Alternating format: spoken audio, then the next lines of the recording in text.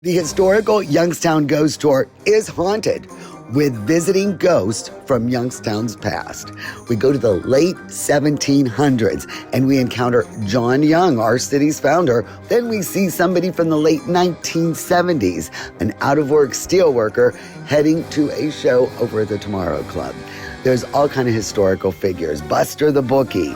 There is old Snooty Rosemary, the Strauss shopper, and business owner Maggie Armstrong. I mean, it's a really fun, creepy history lesson with the characters from Youngstown's rich past. Well, one of the stops on the tour is Strauss. Well, now it's called Federal Place. And we have got Rosemary Harrison here, who was a shopper at Strauss back in the day, and she is performed by Celine. So how'd you find out about Rosemary? How did I find out? I was introduced to her from the ghost store. Cool. So now we're gonna find out what it was like when you were shopping at Strauss's. Mm-hmm. Okay. Yeah. Will you please clear a path for me? I will not be treated like a simple commoner. Do you know who my husband is? Mr. John Harrison of the Youngstown Sheet and Tube, of course. He will make mincemeat out of you when he learns that you have failed to assist me. And I say, let freedom ring. And true freedom. I'm talking about real freedom. It starts with every last one of us. And this sweet song, it can only ring loud and clear until it holds the voices of all who have suffered and just made to feel made to feel insignificant upon this earth. How you all doing today? Good, how are you? Yeah, I'm okay. Well, as you know, my name is Maggie Armstrong, and you know what? I was just downtown in this area today shopping for my daughter. She's 6 years old.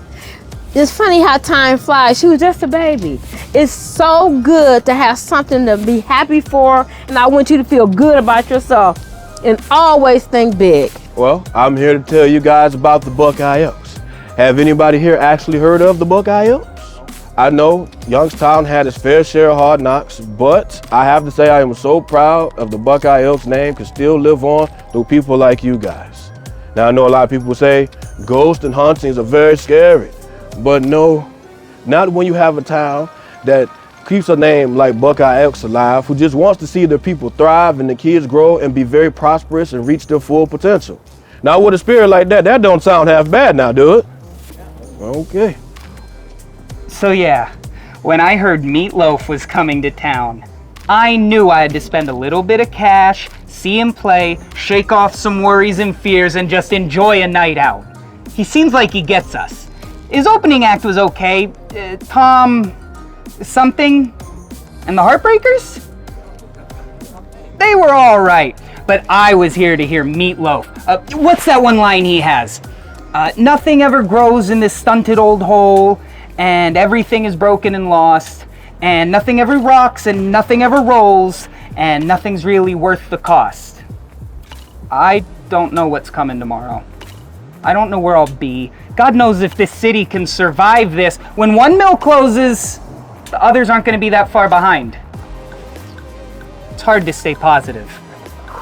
What was the bug? Yeah. That was, the bug was, yeah, it was, 547. We put, 15 on Jimmy Two Legs.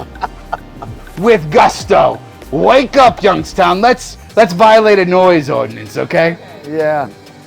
Legally. All right, let's go. 1, 2, 3. Buster! Buster! Oh my gosh, thank you so much. Buster the Bookie? Who wrote that? Was that you? Did you write? It should say Benjamin the Legitimate Businessman.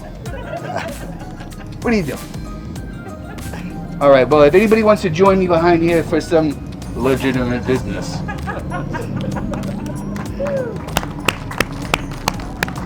Come on in, hurry up.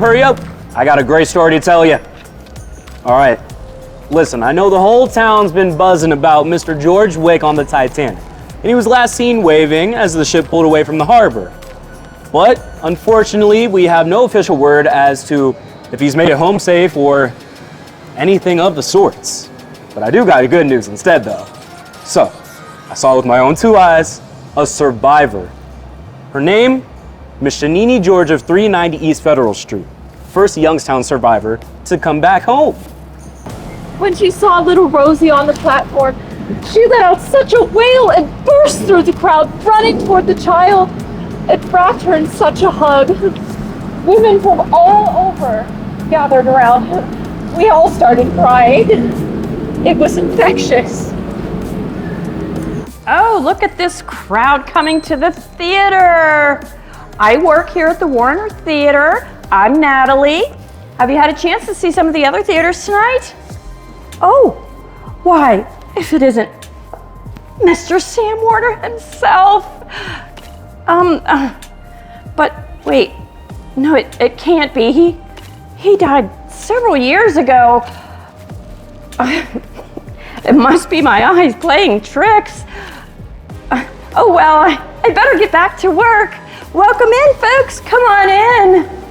That big opening that the usherette was talking about outside back in 1931, my brothers had arranged for that to be the opening of our new Warner Theater, which you stand in today. And it was dedicated to me in my memory. The past, it only helps when it leads to a good future. Us, the ghosts you've met along the way, we're Youngstown's past. And you're its bright future. And I leave this city in your capable hands. Thank you all very much, and have a good night.